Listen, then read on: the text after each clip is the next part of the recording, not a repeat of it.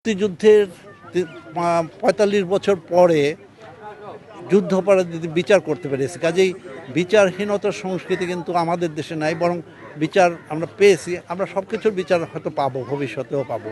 হ্যাঁ, কাজেই আমি কখনো আমার জীবদ্দশায় এই বাংলাদেশে যুদ্ধাপরাধীদের বিচার দেখে যাব, এটা আমি মুক্তিযোদ্ধা হিসাবে আমি একজন মুক্তিযোদ্ধা। ২ নম্বর সেক্টর আমার মূলত কমান্ড এরিয়া ছিল মুন্সিগঞ্জ এবং নারায়ণগঞ্জে একটা অংশ। আমরা এখন একটা সংখ্যা না বুঝে তার গৌরবটা বুঝতে পারে নাই, তার অর্জনটা বুঝতে পারে নাই। আমাদের এই ৩০ লক্ষ মা মানে শহীদ, ২ লক্ষ মা বোনের এই যে ইজ্জত, সমস্ত কিছুর পরে একটা অর্জন আছে, সেটা হচ্ছে বীরত্ব, সাহস। আমরা পাকিস্তানের সেনাবাহিনীকে পরাজিত করেছি, আত্মসমর্পণ করিয়েছি।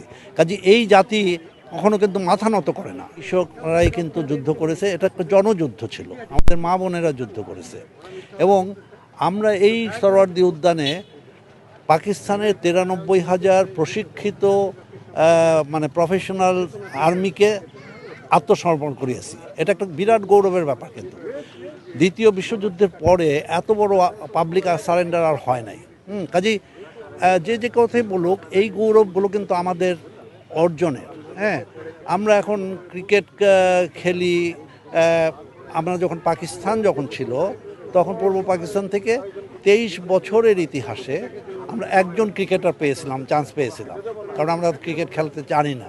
কিন্তু এখন কিন্তু আমরা পাকিস্তান টিমকে দিনে হারাই, রাতে হারাই, ওডিআইতে হারাই, টি-20তে হারাই, টেস্ট ক্রিকেটে হারাই। হ্যাঁ, এমনকি নারী ফুটবল, কালকে নারী ফুটবলও পাকিস্তান টিমকে হারিয়েছে। আমরা পার্লামেন্টে শুনি, পাকিস্তানের পার্লামেন্টে শুনি যে আমরা সুইডেন হতে চাই না, আমরা বাংলাদেশ হতে চাই। কাজে এই অনেক কিছুই আছে। কাজে আবার ফ্লিপ সাইডটাও আছে, মানে অন্ধকার দিকও আছে, যে